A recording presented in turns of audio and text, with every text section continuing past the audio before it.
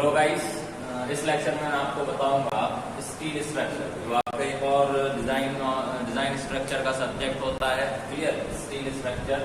तो पहले हम डिस्कस करेंगे इसके टॉपिक का, आपको स्टील स्ट्रक्चर में पढ़ना क्या है और किस टाइप के आपके सवाल आते हैं आपके पीई वाले एग्जाम। क्लियर? तो सबसे पहले मैं बताना चाहूंगा कि जैसे स्टील स्ट्रक्चर, तो जैसा कि आप आरसीसी पढ़ते हैं तो आपने आरसीसी में कभी पढ़ा होगा कि आरसीसी क्यों आया। ऐसी कोई भी सब्जेक्ट होता है तो जैसे स्टील स्ट्रक्चर है तो आपको क्या करना है, स्टील के स्ट्रक्चर। तो स्टील को यहाँ किस तरीके से आप यूज कर रहे हैं, एक कंस्ट्रक्शनल मटेरियल की तरह। क्लियर? तो ऐसी क्या खासियत हुई स्टील में, जो स्टील को एक कंस्ट्रक्शनल मटेरियल की तरह हम यूज कर रहे हैं। क्लियर? तो स्टील में क्या खासियत होती है, तो स्टील की हम पहले खासियत समझते हैं। तो स्टील में कुछ इंपॉर्टेंट चीजें होती हैं, मे भी आप लोग को पता हो, लेकिन फिर भी हम थोड़ा शॉर्ट में इसको डिस्क्राइब करेंगे। जैसे कि सबसे पहले होता है, जो सबसे इम्पोर्टेंट है वो है डक्टिलिटी, या जिसको हम बोलते हैं कि स्टील क्या होता है, डक्टाइल मटेरियल। तो पहले यहाँ जरूरी होगा समझना कि what is the difference between brittle and a ductile material. So ये थोड़ा आसान मैं करता हूँ एक एग्जांपल देके, जैसे कि ग्लास जो होता है वो होता है आपका ब्रिटल। क्लियर? और स्टील आप एग्जांपल ले सकते हैं एक डक्टाइल मटेरियल। अब इसमें फर्क क्या होता है, तो ब्रिटल में क्या होता है कि जब आप ब्रिटल मटेरियल पे लोड लगाते हैं तो उसमें कोई सिग्निफिकेंट स्ट्रेन जनरेट नहीं होता। अब स्ट्रेन क्या होता है, तो स्ट्रेन आई थिंक आप लोग को पता होगा, स्ट्रेन होता है change in length upon original length.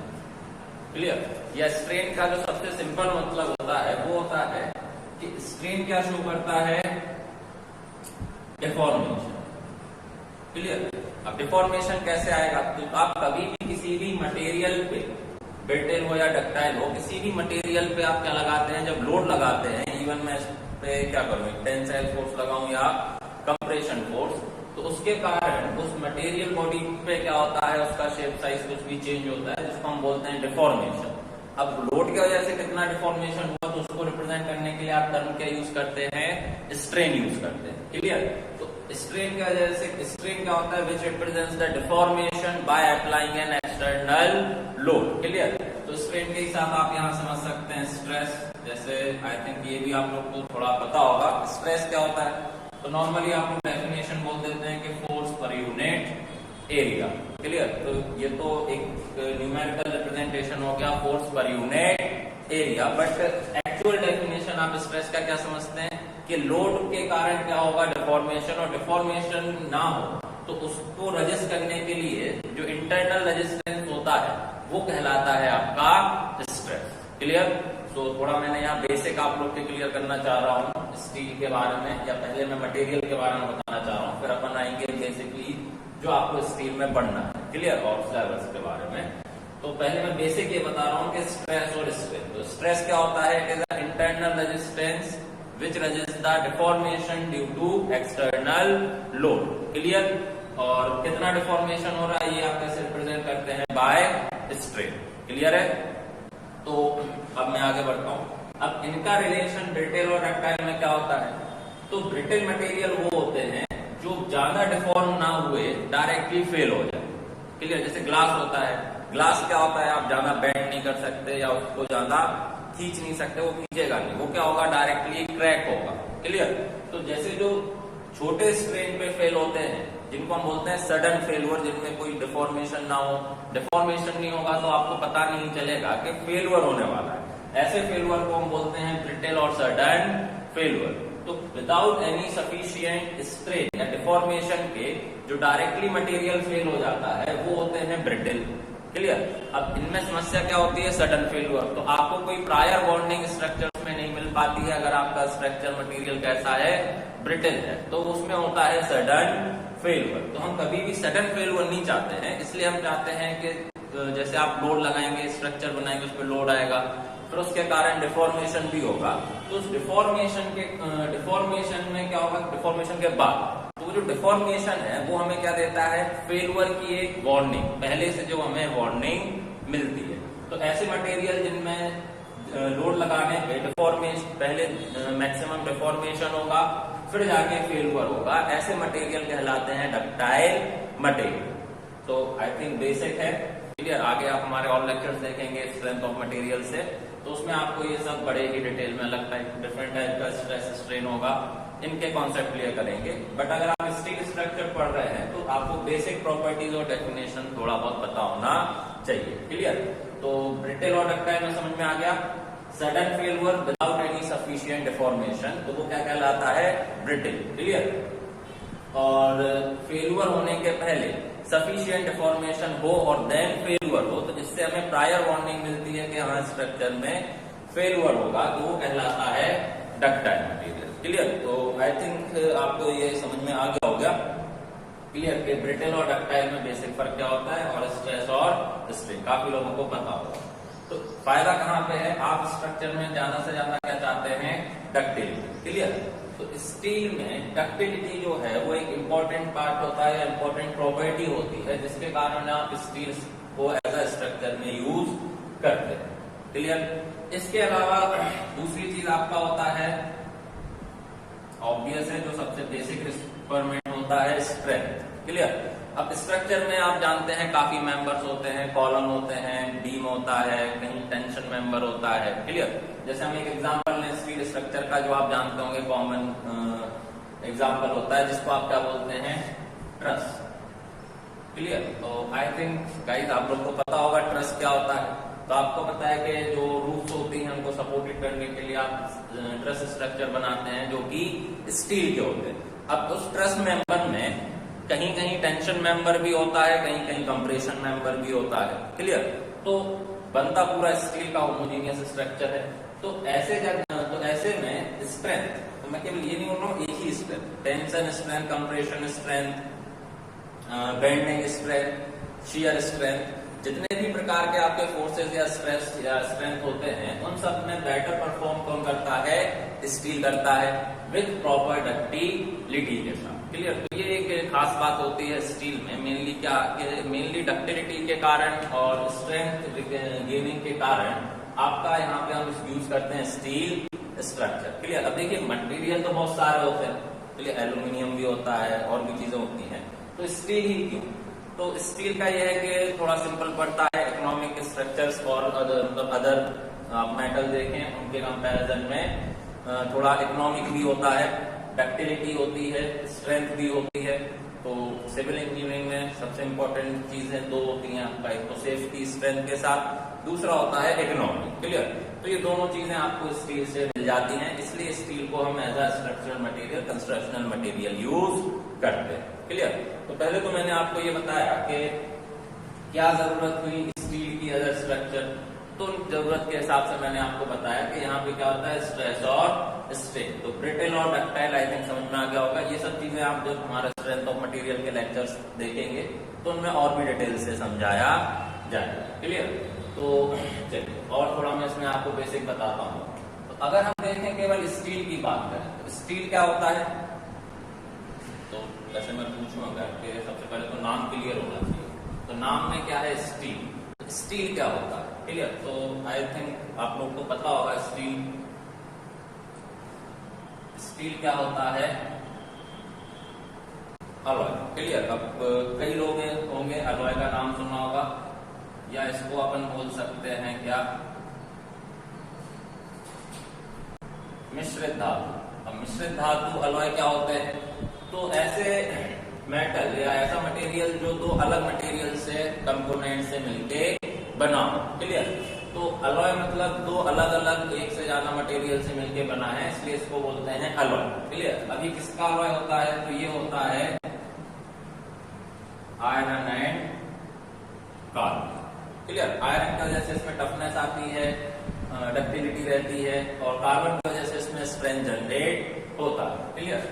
Carbon percentage बढ़ाने पे आपका स्ट्रेंथ इंक्रीज रहेगा, ये बेसिक प्रॉपर्टीज होती है मटेरियल की। आप जितना कार्बन परसेंटेज बढ़ाएंगे स्ट्रेंथ उतना ज्यादा आपको बेटर मिलेगा क्या, रिजल्टेंट स्टील का इस कंपोजिशन में। लेकिन इसकी डक्टिलिटी सबसे इंपॉर्टेंट है, जो स्टील हम यूज कर रहे हैं वो क्यों कर रहे हैं, क्योंकि स्टील क्या होता है, डक्टाइल मटेरियल होता है, क्लियर। तो परसेंटेज ऑफ कार्बन बढ़ाने पे स्ट्रेंथ बढ़ता है लेकिन इसकी डक्टिलिटी कम होती है। क्लियर? तो कई जगह बोलते हैं कि आगे मैं आपको बताऊंगा ग्रेड ऑफ स्टील्स के बारे में कि जो अलग अलग ग्रेड होते हैं कैसे किस स्ट्रेंथ का लेना है। तो कई बार होता है कि हम हमेशा हायर ग्रेड क्यों नहीं लेते हैं। तो हायर ग्रेड लेने पे स्ट्रेंथ तो मिलेगा बट हमें केवल स्ट्रेंथ नहीं चाहिए, हमें साथ में क्या चाहिए, डक्टिलिटी। आप ऐसा स्ट्रक्चर चाहते हैं जिसमें फेलुअर के पहले एक सफिशिएंट डिफॉर्मेशन हो जिसके कारण आपको एक प्रायर वार्निंग मिल सके। क्लियर? तो इसके लिए जरूरी रहेगा कि आप स्ट्रेंथ के चक्कर में डक्टिलिटी रिड्यूस नहीं कर सकते। Clear? So this is the introduction of name. मतलब हम केवल नाम का समझ रहे थे कि स्टील, स्टील होता है अलॉय और कार्बन। क्लियर? इसकी खास प्रॉपर्टी क्या होती है, स्ट्रेंथ वगैरह तो है, और भी मेटल दे सकते थे, डक्टिलिटी। क्लियर? तो डक्टिलिटी मेंटेन करने के लिए एक परसेंटेज में होता है। क्लियर? इसके मैं आगे आपको बताऊंगा अलग अलग परसेंटेज कार्बन के बारे में। क्लियर? तो फिलहाल केवल आप इतना याद रखें कि it is an alloy of steel, iron and carbon. Clear? ये चीज याद रखिएगा, हो सकता है ऑब्जेक्टिव में कॉमन एक नॉलेज के तौर पे पूछ ले कि कार्बन कंटेंट बढ़ाने पे स्ट्रेंथ बढ़ता है बट उसकी डक्टिलिटी घटती है। इसलिए हर जगह अपन को बार बार ये नहीं सोचना है कि नहीं अपन हायर ग्रेड ही लगाएंगे तो बेहतर स्ट्रेंथ मिलेगा। क्लियर है? तो आई थिंक इतने में कोई डाउट नहीं होगा। और थोड़ा ये समझ लें स्ट्रेन और स्ट्रेस, इसमें अगर कोई डाउट हो तो आप कमेंट्स में अभी पूछ लें जिससे कि मैं आपको समझा सकूं। ये दो इंपॉर्टेंट टर्म याद रखने हैं, ब्रिटलनेस और डक्टिलिटी। क्लियर? आगे हम आरसीसी भी पढ़ेंगे इसमें, तो आरसीसी में भी यही एक खासियत होती है, ब्रिटल और डक्टाइल। क्योंकि आप पढ़ पूरा क्या रहे हैं, स्ट्रक्चरल डिजाइन में दो पार्ट होते हैं मेनली, एक आपका आरसीसी का डिजाइन होता है, एक स्टील का डिजाइन होता है। दोनों में स्टील कॉमन होता है, आरसीसी में भी आप स्टील लगाते हैं। तो लगाने की जो सबसे रिक्वायरमेंट या खास बात है वो होती है उसकी ductility. Clear? So I think आपको समझ में आ गया होगा। यस राहुल लिखा हुआ है, alloy of iron and carbon. Clear? तो मैं ये पूछ रहा हूँ कि अगर इसमें कोई डाउट हो तो मैं अभी आपको क्लियर कर सकता हूँ। क्लियर? तो ये थोड़ा समझ के चलना है, बाकी आप जब स्ट्रेंथ ऑफ मटेरियल पढ़ेंगे तो ये चीजें बहुत डिटेल में आपको बताई जाए। तो आई थिंक समझ में आ गया होगा। हम थोड़ा आगे बढ़ते हैं। तो और आपको कंफ्यूज ना हो तो आप कुछ पॉइंट्स में इन सब चीजों को लिखते चले, जैसे मैं आपको समझाऊंगा डिटेल में। क्लियर? लेकिन आप हर चीज को नोट नहीं करना है कि आप लेक्चर में पूरा नोट करें। क्लियर? आपको की पॉइंट्स बनाने चाहिए। क्लियर? सबसे पहले जैसे इंट्रोडक्शन में लिखेंगे तो इंट्रोडक्शन में आप सबसे पहले क्या लिखेंगे, steel is a alloy of iron and carbon. फिर वो जो मैंने परसेंटेज वाला टर्म बताया वो लिखेंगे। क्लियर? और डेली लेक्चर के बाद रिवीजन करना जरूरी है और उसी रिवीजन के दौरान आपको नोट्स में की पॉइंट्स जरूर लिखने हैं। क्लियर? रिक्वायरमेंट ऑफ स्टील या खासियत जो स्टील की होती है तो मैंने अभी बताया, डक्टाइल मटेरियल होता है। क्लियर? डक्टिलिटी ज्यादा होती है इसलिए हम इसको यहाँ पे यूज करते हैं। अदर मटेरियल के कंपैरिजन में या मेटल्स के कंपैरिजन में थोड़ा इकोनॉमिक होता है। क्लियर? तो स्टील का इसलिए आपने सुना होगा कि मैन्युफैक्चर यूनिट होती है, बड़े बड़े स्टील प्लांट्स लगते हैं जहां पे स्टील को बनाया जाता है। क्लियर? अब अभी तक अपन ने केवल खासियत पढ़ी, आगे आप देखेंगे कई जगह कुछ डिमेरिट्स भी रहेंगे। क्लियर? क्योंकि स्टील ऐसा नहीं है कि सब चीजें अच्छी ही होती हो, कई जगह स्टील स्ट्रक्चर में भी कुछ समस्याएं आती। क्लियर? तो चलिए, तो मेरे ख्याल से आपको स्टील के बारे में थोड़ा बहुत समझ में आ गया होगा, स्टील स्ट्रक्चर के बारे में भी समझ में आ गया होगा। क्लियर? अब हम आते हैं एक्चुअल आपके सिलेबस पे जो ओवरऑल आपको अपने एग्जाम पॉइंट ऑफ व्यू से पढ़ना है। क्लियर? सो सबसे पहले जैसे मैं यहाँ से थोड़ा सा आपको नॉर्मल डिस्कशन करूंगा। जैसे आपने कभी बिल्डिंग बनते हुए देखा होगा, नॉर्मली सब नहीं देखा है। क्लियर? और एज ए सिविल इंजीनियर तो पता ही होना चाहिए। तो जैसे आरसीसी की बिल्डिंग बनती है तो आरसीसी में कैसे बनाते हैं आप, कि पहले रीइंफोर्समेंट लगाते हैं, फ्रेमवर्क लगाते हैं, कंक्रीटिंग करते हैं, ये सब करते हैं। क्लियर? लेकिन जब स्टील के स्ट्रक्चर बनते हैं तो स्टील स्ट्रक्चर ऐसे नहीं बनते हैं। क्लियर? स्टील स्ट्रक्चर में दो इंपॉर्टेंट चीजें होती हैं। एक तो स्टील स्ट्रक्चर में होते हैं डिफरेंट मेंबर्स, जैसे ट्रस होता है। अब ट्रस में कोई मेंबर आप फील्ड पे नहीं बनाते हैं, आपको जो रिक्वायरमेंट होता है अलग अलग मेंबर्स का, क्लियर, उनको आप ऑर्डर करते हैं। अब वो मेंबर्स क्या होते हैं, तो मेनली आप यूज करते हैं रोल्ड सेक्शंस। क्या होते हैं? Rolled sections. क्लियर? अब ये रोल्ड सेक्शंस कैसे होते हैं, अलग अलग क्रॉस सेक्शंस के होते हैं। जैसे कि मैं आपको एग्जांपल के तौर पे बता रहा हूँ, इनको आप बोलते हैं एंगल सेक्शन। थोड़ा मैं क्लियर बना देता हूँ उसको। जैसे इनको बोलते हैं ISA, Indian standard angle section. कुछ होते हैं इस तरीके के क्रॉस सेक्शंस के, इनको बोलते हैं channel section. Clear.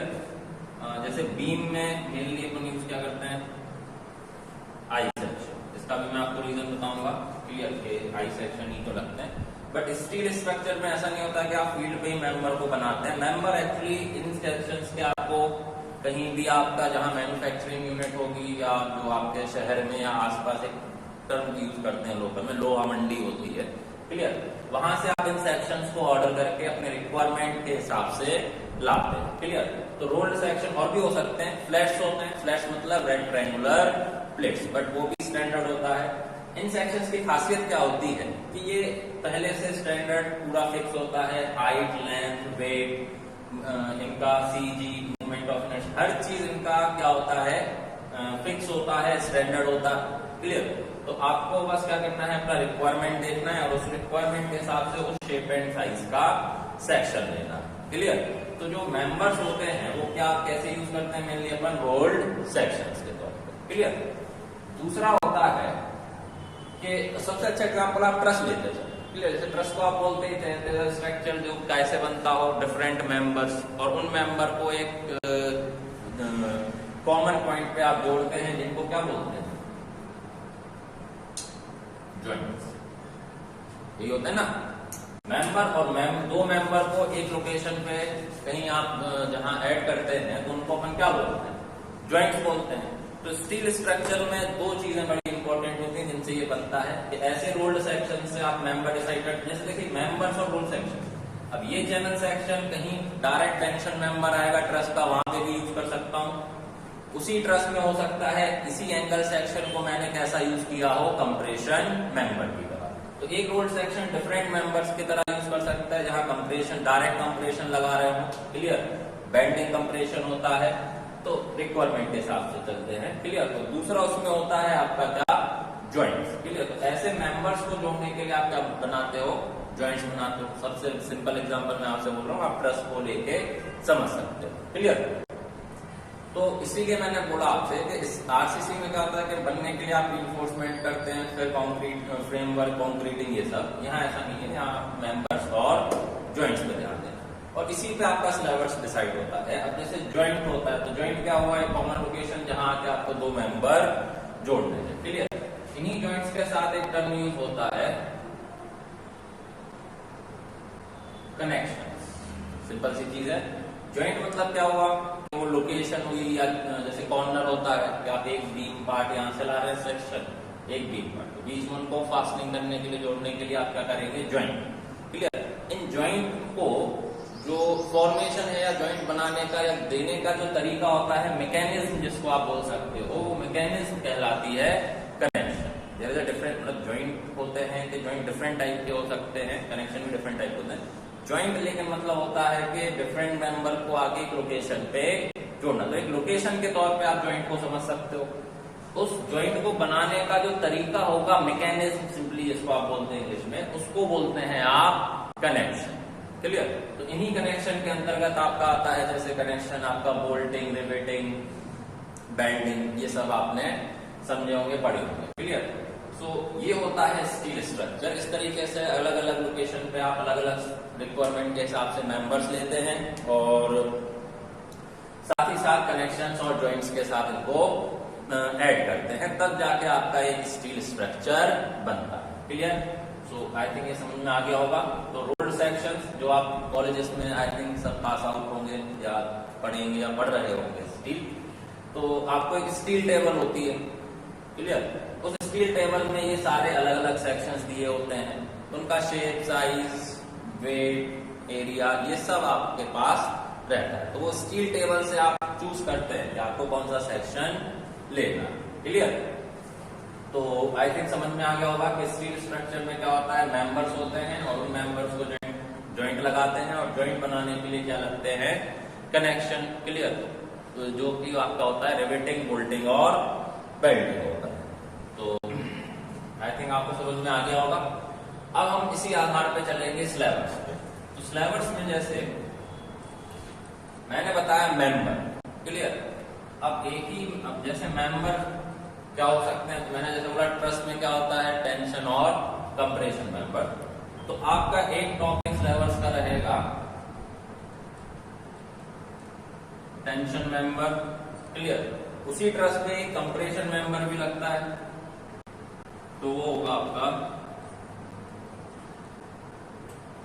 Compression member, clear. ये आपका ट्रस्ट वगैरह में यूज मेनली होता है। एक होता है आपका बीम, क्लियर। बीम के बाद आपका एक आपका टॉपिक अलग से रहेगा कनेक्शन, क्लियर। क्योंकि देखिए आप टेंशन मेंबर बनाए, कंप्रेशन, बीम कुछ भी बनाएंगे, कहीं ना कहीं आपको कोई ना कोई प्रकार का कनेक्शन देने की जरूरत पड़ सकती है, क्लियर। इसके अलावा इसमें आपका होता है एक important topic plate girder. Actually plate girder काफी लोगों को पता होगा, सुना होगा। नॉर्मली प्लेट ग्रिडर एक बीम का ही टाइप होता है, क्लियर, लेकिन एक स्पेशल टाइप का बीम होता है और कई जगह स्पेशल केसेस में यूज किया जाता है, इसलिए हम इसको अलग से पढ़ेंगे। इसके अलावा आपका होता है इंडस्ट्रियल रूफ ट्रस, क्लियर। आपने देखा हो बड़े बड़े इंडस्ट्रियल शेड्स होते हैं, क्लियर। तो वो शेड्स को होल्ड अप, शेड समझते हैं, रूफ ट्रस, रूफ शेड्स, उनको होल्ड अप करने के लिए आप ट्रस का अरेंजमेंट बनाते हो पूरा एक, क्लियर। तो उसको हम बोलते हैं इंडस्ट्रियल रूफ ट्रसेस, क्लियर। तो ये होता है आपका सिलेबस। तो सिलेबस यहाँ से स्टार्ट करना है, connection, tension member, compression member, beam, plate girder और इंडस्ट्रियल रूफ ट्रसेस, क्लियर। इतनी चीजें आपको एज अ सिलेबस के तौर पर इसमें याद रखना है, जिसमें हम सबसे पहले समझेंगे क्या, कनेक्शंस के बारे में, क्लियर। कि कनेक्शंस क्या होते हैं, कनेक्शंस कितने प्रकार के होते हैं, तो किस कनेक्शन का क्या लोड ट्रांसफरिंग का मोड होता है, ये सब हम इसमें समझेंगे, क्लियर। अब समस्या ये है कि आपका जो पीईबी का एग्जाम होता है वो एक ऑब्जेक्टिव एग्जाम है और बहुत बेसिक लेवल के इसमें सवाल आते हैं, क्लियर। स्टील में इतना हायर वेटेज में होता है, जैसे कि आपने अपनी सॉइल मैकेनिक्स पढ़ा, सॉइल मैकेनिक्स एक मेजर सब्जेक्ट होता है, स्टील भी अच्छा सब्जेक्ट होता है, बट इसका वेटेज आपके एग्जाम में थोड़ा सा कम रहेगा, क्लियर। तो आपको करना क्या है कि जब आप तैयारी करेंगे तो आपको क्या कंप्लीट सिलेबस या कंप्लीट कोर्स करना है, तो आपको जो तैयारी करनी है उसको डिजाइन स्ट्रक्चर, अब डिजाइन स्ट्रक्चर मैंने क्या बोला, एक तो आरसीसी में आप पढ़ेंगे आरसीसी डिजाइन, दूसरा अपन पढ़ रहे हैं साथ में स्टील स्ट्रक्चर, क्लियर। तो जो आप यहाँ से वेटेज लेके चलेंगे, तो मैं आपको एक एवरेज वेटेज बता रहा हूँ कि 7 से 8 क्वेश्चन आपके हो सकते हैं आरसीसी में भी देखिए कंक्रीट टेक्नोलॉजी से रिलेटेड सवाल, वो सब अगर अपन ऐड करते हैं तो 7 से 8 सवाल में भी 10 तक भी जाते हैं। स्टील में ये वेरिएशन आपका रहेगा कितना, 2 से 3 सवाल जो प्योरली स्टील के बेसिस पे आएंगे, और इसी में स्टील स्ट्रक्चर के साथ आगे थोड़ा अपन इसमें पढ़ेंगे प्लास्टिक एनालिसिस से रिलेटेड, क्लियर। तो जो एवरेज एंड ओवरऑल वेटेज अगर अपन यहाँ थोड़ा देखें तो ये मैं आपको बता सकता हूँ कि 10 से 12 क्वेश्चन कंबाइंडली आएंगे, जिसमें से स्टील के इफेक्टिव जो प्योर सवाल रहेंगे जैसे इनसे वो 2 से 3 में भी समटाइम 4 या 5 सवाल भी आ सकते हैं। इससे ज्यादा सवाल आपके पास स्टील में मुश्किल है कि आपके पीवी के एग्जाम में आए, क्लियर। तो इसलिए अपने को यहाँ मेनली क्या करना है, बेसिक कॉन्सेप्ट और कॉन्सेप्चुअल चीजों पे ध्यान देना है। आपके एग्जाम में थ्योरेटिकल सवाल थोड़ा ज्यादा आते हैं, न्यूमेरिकल वेटेज कम होता है, क्लियर। तो जैसे आगे अपन पढ़ेंगे स्ट्रक्चर्स में आप जानते हैं परमिसिबल स्ट्रेसेस टर्म यूज करते हैं, ये सब आपको बताऊंगा आगे।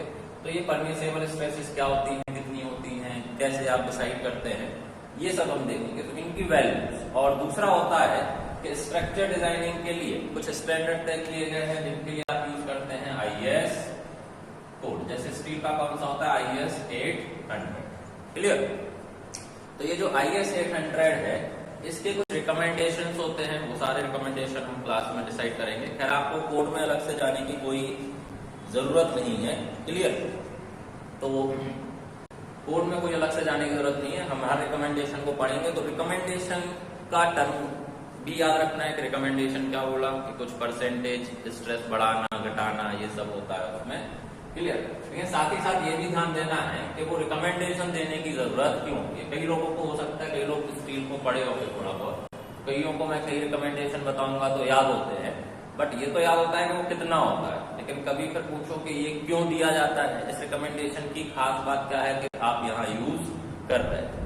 तो हम पहले रिकमेंडेशन भी समझेंगे, कोड वगैरह का आपको ज्यादा मैं यहाँ यूज बताऊंगा नहीं, क्लियर। आपको मैं सारा कोड का वैल्यूज यहाँ बताऊंगा और उसका हर एक चीज आपको बताएंगे कि ये रिकमेंडेशन का यूज क्या है और इस पर्टिकुलर जगह उसको यूज करने का क्या रीजन, क्लियर है। तो आई थिंक अब आप थोड़ा तैयार हो गए हैं स्टील स्ट्रक्चर पढ़ने के लिए, एक्चुअल स्टील स्ट्रक्चर पढ़ने के लिए। तो जिनके भी की पॉइंट्स तैयार रखें, सिलेबस मेनली यही है और आपका इससे ही आएगा, तो आई थिंक आपने ये सब नोट कर लिया होगा। सो चलिए अब हम एक्चुअल स्टार्ट करते हैं स्टील स्ट्रक्चर।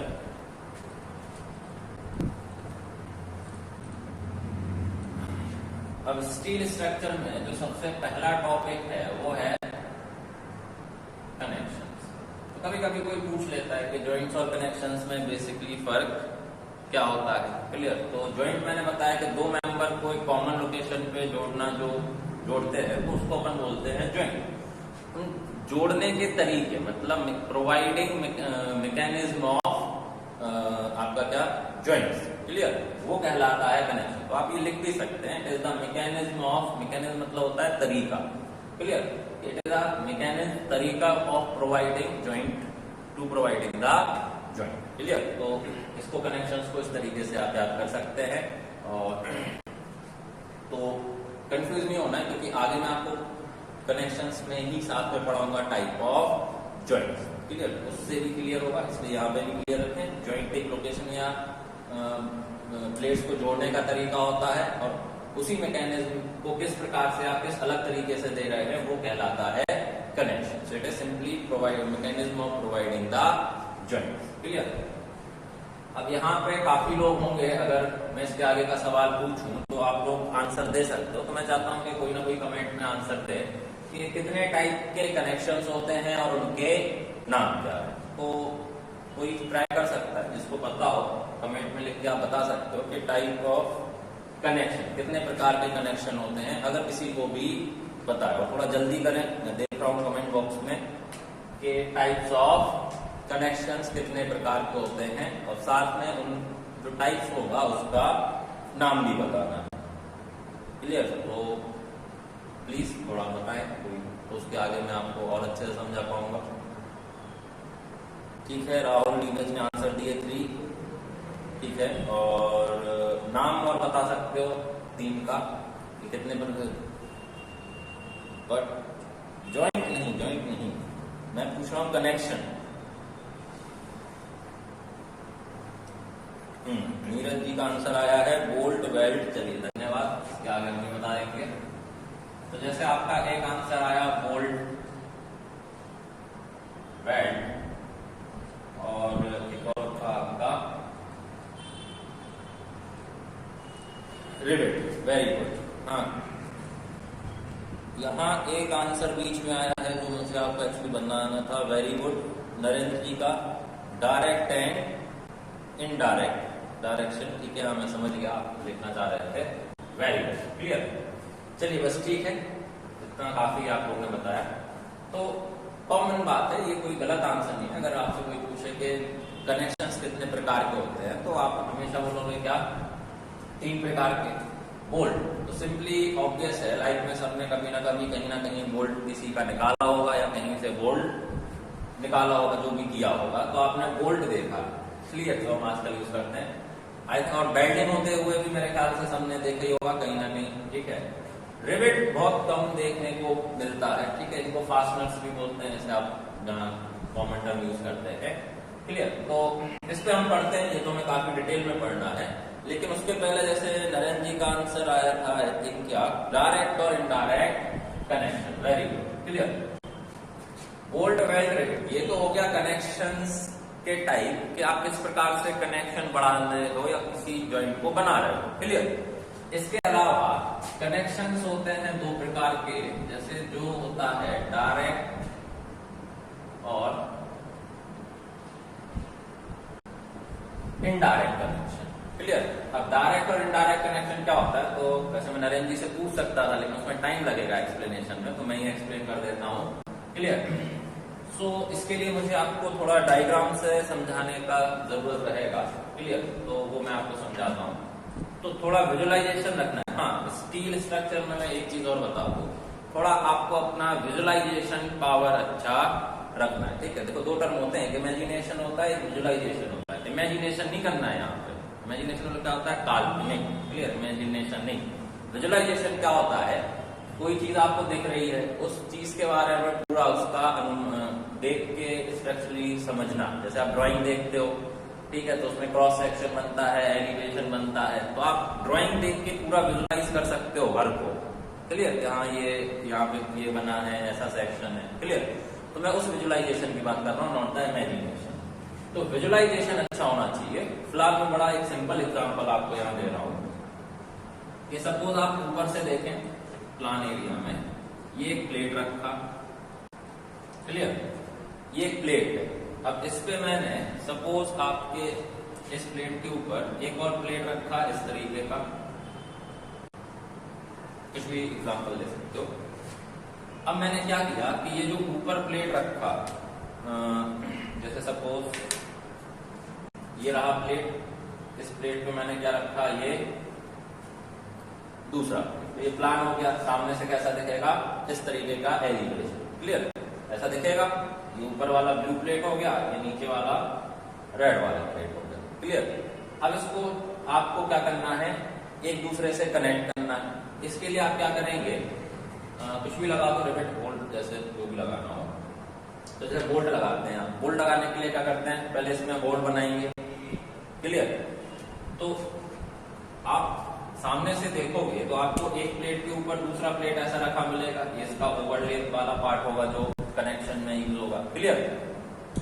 तो आप क्या करेंगे, यहां से एक होल बनाएंगे ऊपर से, जो दोनों मेंबर को क्रॉस करेंगे। क्लियर। तो सपोज आपको कुछ नंबर ऑफ बोल्ट्स लगाने पड़े, मैं रैंडमली दे रहा हूँ, 1 2 3 ऐसे समथिंग, कुछ भी बोल्ट लगा। क्लियर। अब मैं क्या कर रहा हूँ, एक डायरेक्ट लोड अप्लाई कर रहा हूँ, कहाँ पे, यहाँ। क्लियर। आपने इस मेंबर पे क्या लगाया, डायरेक्ट लोड लगाया। क्लियर। अब डायरेक्ट लोड लगाने से क्या, इसका मतलब, तो अभी आपको इस पर ध्यान नहीं देना है कि 3 4 2 कितने बोल्ट लगाए हैं। अभी अपन ने रैंडमली इसको ऐसे बोल्ट लगा के कनेक्ट किया। क्लियर। अब आपने क्या किया, मैंने इस डायरेक्शन में लोड अप्लाई किया। क्लियर है। तो थोड़ा मतलब कंफ्यूज नहीं होना है, हम पढ़ रहे हैं डायरेक्ट कनेक्शन। ठीक है। तो जैसे मैं केवल ये बोल्ट बना दूं यहाँ पे साइड में, 1 2 3। क्लियर। इन 3 बोल्ट का कॉमन सीजी अप्रोक्सीमेटली कहाँ आएगा, ऑब्वियस है, इस लोकेशन पे। जैसे मैं बताऊं कहाँ आएगा, इस लोकेशन। क्लियर। अब जो ये है, ये क्या है, लोड या फोर्स। इसको मैं बोलूंगा line of action of force. क्या है, line of action of force. Clear. इसका मतलब क्या होगा, तो ये जो सीजी है कॉमन, और जो लोड है या फोर्स है, उसका लाइन ऑफ एक्शन कहां से पास कर रहा है, सीजी से। समझ में आया। जो line of action of force है वो कहां से पास कर रहा है, सीजी पे। इसका मैं बड़ा आपको अच्छा कॉमन एग्जांपल भी दे सकता हूं, जो आपको जैसे कॉलम होता है, तो कॉलम की डेफिनेशन क्या होती है कि कॉलम एक कंप्रेशन मेंबर होता है, कैसा, vertical axial. Clear. Axially loaded. अब एक्सियली लोडेड क्या होता है कि आपके जैसे ये कॉलम है, तो कॉलम की सीजी और कॉलम पे जो लोड लग रहा है उसकी सीजी बिल्कुल कोइंसाइड करे, तो ये क्या करेगा, एक्सियल कंप्रेशन। क्लियर। तो एक्सियल कंप्रेशन भी हो सकता है, एक्सियल टेंशन भी हो सकता है, दोनों। क्लियर। तो टेंशन लगे या कंप्रेशन लगे, लेकिन बोल्ट पे केवल क्या लगेगा, एक एक्सियल फोर्स। अब एक्सियल फोर्स मतलब, तो ऐसे में इसमें एक स्ट्रेस ही जनरेट होगा। सपोज जैसे आप किसी भी बोल्ट में निकालेंगे तो बोल्ट का एरिया, ये सब हम आगे पढ़ेंगे। क्लियर। तो यदि अब ऐसा स्ट्रेस क्या कहलाता है, ये कहलाता है एक्सियल फोर्स, एक्सियल और डायरेक्ट फोर्स। सीधी सी बात है। बोल्ट या जो भी आपने बोल्ट या रिवेट लगाए हैं, और जो line of action of force है वो उसके सीजी से पास करेगा, उस line of action of force में कोई भी इसेंट्रिसिटी क्रिएट नहीं हो। इसेंट्रिसिटी मतलब जैसे अब मानो मैंने ये कॉलम में लोड थोड़ा इस साइड लगा दिया, थोड़ा सा ये सीजी से खिसक गया, ये देख सकते हैं आप, क्लियर। तो ऐसे में क्या होगा कि ऊपर नीचे जाएगा लोड, तो सीजी बोल्ट की सीजी से क्या जाएगा उसमें इसेंट्रिसिटी, क्लियर।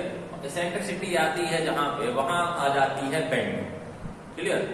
तो डायरेक्ट कनेक्शन में ऐसा केस नहीं होता है। डायरेक्ट कनेक्शन मतलब सीधा सीधा आप डेफिनेशन याद कर लेना है जो मैं आपको बोल रहा हूँ कि if the line of action of force passing through the CG of rivet और बोल्ट या बेल्ट, जैसे रिवेट और बोल्ट अलग अलग लगाते हैं, इसलिए मैं बोलता हूँ कि if the line of action of force passing through the CG of rivet और बोल्ट ग्रुप, समझ में आया कि बेल्ट पे पूरा हम कंसोलिडेटेड बॉडी लेते हैं, क्लियर। तो हम बेल्ट की सीजी का बेल्ट, वो भी डेफिनेशन वही रहेगी कि the line of action of force passing through the CG of connection, सीधा याद रख लें। मैं वापस रिपीट कर देता हूं आप लोग को कि मैंने क्या बोला था, the line of action of force passing through the CG of bolt rivet या बेल्ट ग्रुप का जो भी रहेगा, तो अगर ऐसे सीजी से line of action of force pass होता है तो उसको हम बोलते हैं क्या, डायरेक्ट कनेक्शन, क्लियर। सो ऐसे में बोल्ट, हर एक बोल्ट पे केवल क्या आएगा, डायरेक्ट स्ट्रेस और एक्सियल स्ट्रेस आएगा, इस पे कोई भी बेंडिंग वगैरह नहीं आएगा या मूवमेंट नहीं आएगा। नॉर्मली मूवमेंट फ्री कनेक्शन कई नाम हो सकते हैं इसके, ये मूवमेंट फ्री और डायरेक्ट कनेक्शन, ठीक है। सो आई थिंक समझ में आ गया होगा एक बार। जी हाँ जितन जी, ब्लैंक हो गया था इसलिए मैंने फिर से रिपीट किया है। अगर चाहो तो मैं एक बार और आपको डायरेक्ट कनेक्शन का रिपीट कर सकता हूँ, मैं वो भी कर देता हूँ। तो यहाँ तक हमने आपका पढ़ लिया था। सो डायग्राम आप देख सकते हैं। तो मैंने बोला is the line of action of force passing through the CG of rivet या बोल्ट ग्रुप, इस पूरे ग्रुप की जो कॉमन सीजी हो, line of action of force वहीं से पास हो, उस फोर्स में कोई भी इसेंट्रिसिटी ना हो, क्लियर। अब इसेंट्रिसिटी नहीं होगी तो कोई बेंडिंग नहीं होगी, तो बेंडिंग और मूवमेंट फ्री कनेक्शंस जो होते हैं उनको बोलते हैं डायरेक्ट कनेक्शन। तो कृपया डेफिनेशन जरूर लिख लीजिएगा, if the line of action of force passing through the CG of rivet bolt और group of connection is known as the direct connection which is only subjected to a direct stress or axial stress, clear। तो ठीक है, चलिए। तो नाम से ही समझना है, अगर ऐसे कनेक्शंस को डायरेक्ट कनेक्शन कहते हैं तो इनडायरेक्ट कनेक्शन क्या होगा, तो ऑब्वियस है इसकी ऑपोजिट डेफिनेशन बन जाएगी कि the line of action of force does not passes through the CG of bolt और रिवेट ग्रुप या बेल्ट, क्लियर। तीनों में से जो भी आपने लगाया हो, तो यदि यहाँ पे क्या होता कि ये जो, इसका मैं दूसरा एग्जांपल आपको बना के बताता हूँ, आपको बेहतर समझ में आ सकता है कि तो डायरेक्ट कनेक्शन समझ में आ गया होगा आई थिंक। अब हम आएंगे इनडायरेक्ट कनेक्शंस पे। तो इनडायरेक्ट कनेक्शन के लिए देखिए मैं थोड़ा टिपिकल सा एक डायग्राम दूंगा, लेकिन आपको समझ में आएगा। सपोज आप एक आई सेक्शन यूज कर रहे हैं, आई सेक्शन कैसा,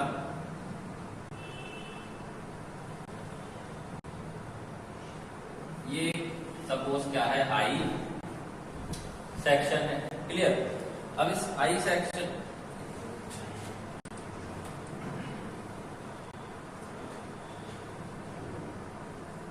ये ऐसा, क्लियर।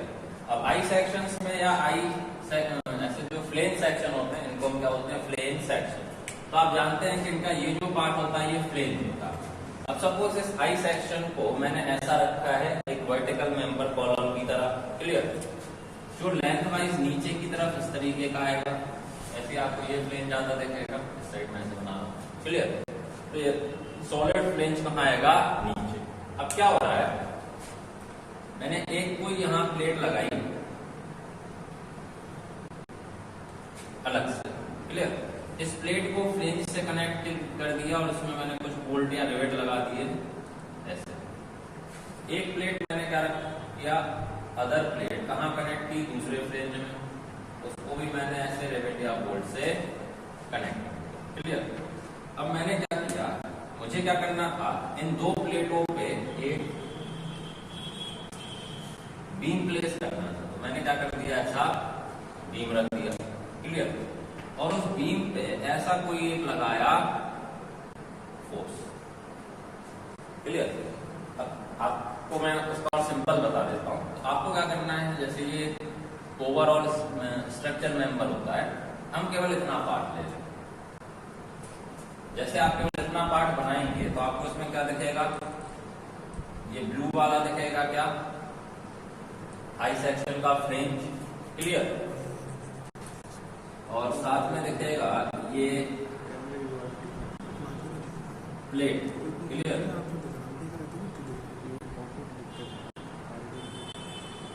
ठीक है, और इस प्लेट पे लगा हुआ क्या दिखेगा,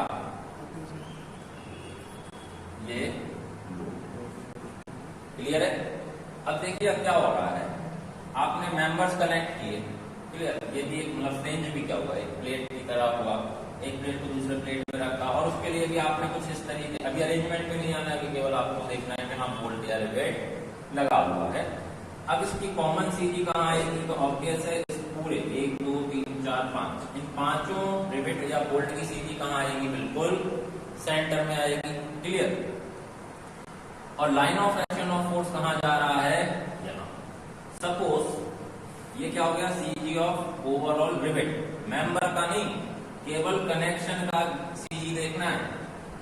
ये कहां पे आएगा, at some eccentricity, small E में क्या बोल रहा हूं, एसेंट्रिसिटी, क्लियर।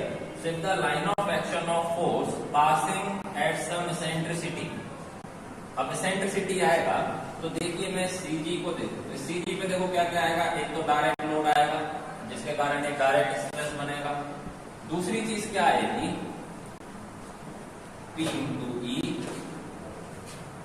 आएगा कि नहीं आएगा। आप ओवरऑल की सीजी पे या रिवेट ग्रुप पे जब आप फोर्स निकालेंगे किसी रिवेट पे, तो हर एक रिवेट पे दो चीजें आएंगी, एक डायरेक्ट लोड आएगा जो कि आते ही था इसके पहले भी, साथ ही साथ यहाँ क्या आएगा, एक P into E movement due to the eccentricity in line of action of force from the CG of rivet group, clear.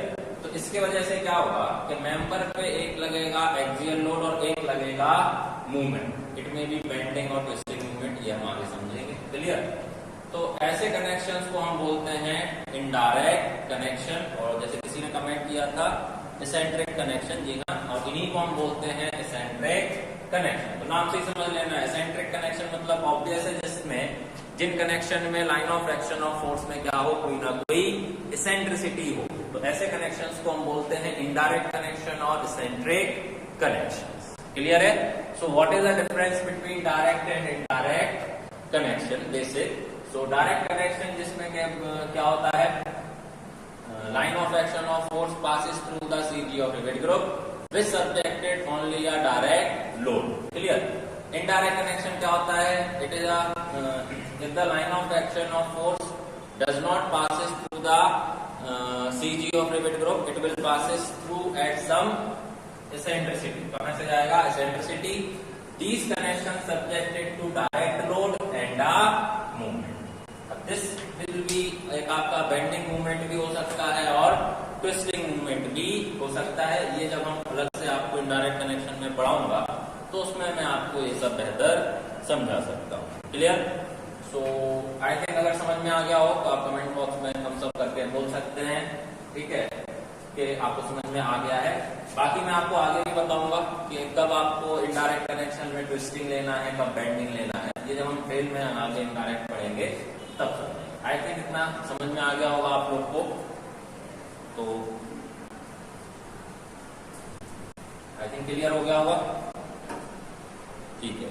चलिए राहुल जी और योगेश जी का सब आ गया है। सो आप इनको बोल सकते हैं डायरेक्ट कनेक्शन, सॉरी मतलब इसको बोल सकते हैं डायरेक्ट कनेक्शन और एसेंट्रिक कनेक्शन, क्लियर है। तो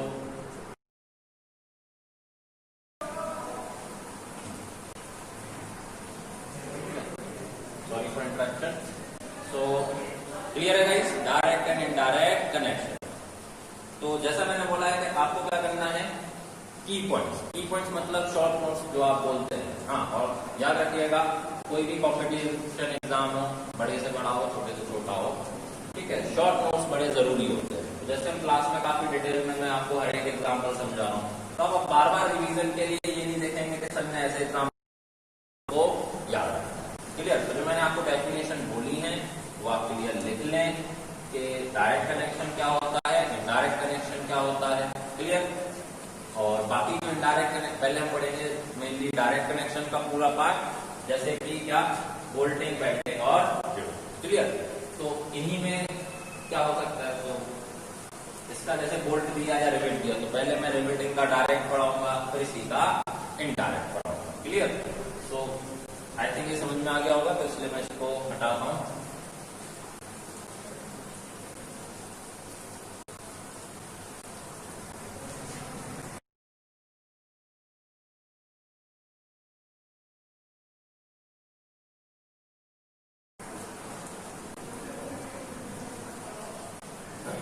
तो आगे हम देखें क्या कि डायरेक्ट कनेक्शन। तो जैसे कि अभी आपको समझ में आया डायरेक्ट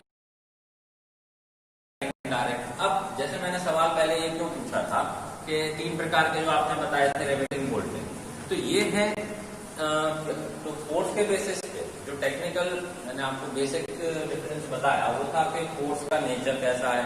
क्लियर? अब मैं आपको बताऊंगा कि डायरेक्ट कनेक्शन आप रिवेटिंग लगा सकते हैं, बोल्टिंग लगा सकते हैं, बेल्टिंग भी लगा सकते हैं। क्लियर? ऐसे आप इनडायरेक्ट कनेक्शन को भी कैसे रिवेटिंग, बोल्टिंग या बेल्ट। अब ये डिपेंड होता है कि स्ट्रक्चर में जो भी आप मेंबर डिजाइन कर रहे हैं उस मेंबर का नेचर कैसा है। क्लियर? या वहां क्या रिक्वायरमेंट है, बेल्टिंग लगाना है, बोल्टिंग लगाना है या रिवेटिंग लगाना है। क्लियर? चलिए, तो सबसे पहले हम रिवेटिंग। क्लियर? अब रिवेटिंग में सॉरी में भी जो होगा WSM और साथ ही साथ याद रखना है डायरेक्ट कनेक्शन। क्लियर? ये क्या रहेगा, रिवेटिंग, अब डायरेक्ट कनेक्शन। तो पहले हम डायरेक्ट पढ़ेंगे, फिर इसी का इनडायरेक्ट पढ़ेंगे। यहां मैंने एक आपको टर्म लगाया है क्या, दैट इज WSM। क्लियर? अब WSM क्या होता है, तो जैसा कि आप सब लोग जानते होंगे कि मेथड ऑफ डिजाइन,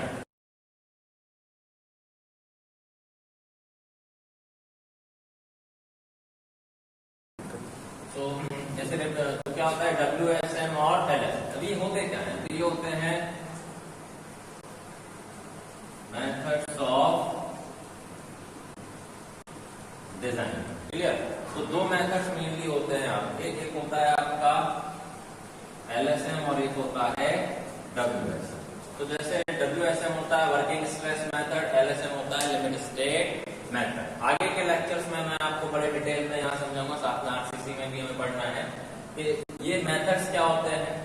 क्लियर? तो किस तरीके से आप स्ट्रक्चर को डिजाइन करते हैं किसी को, तो उसका तरीका, पूरा एनालिसिस, फोर्सेस का, ये सब आपको बताते हैं method. For the preparation of GATE, Central and State Assistant Engineer and Junior Engineers exams, subscribe the channel Navigate Institute now.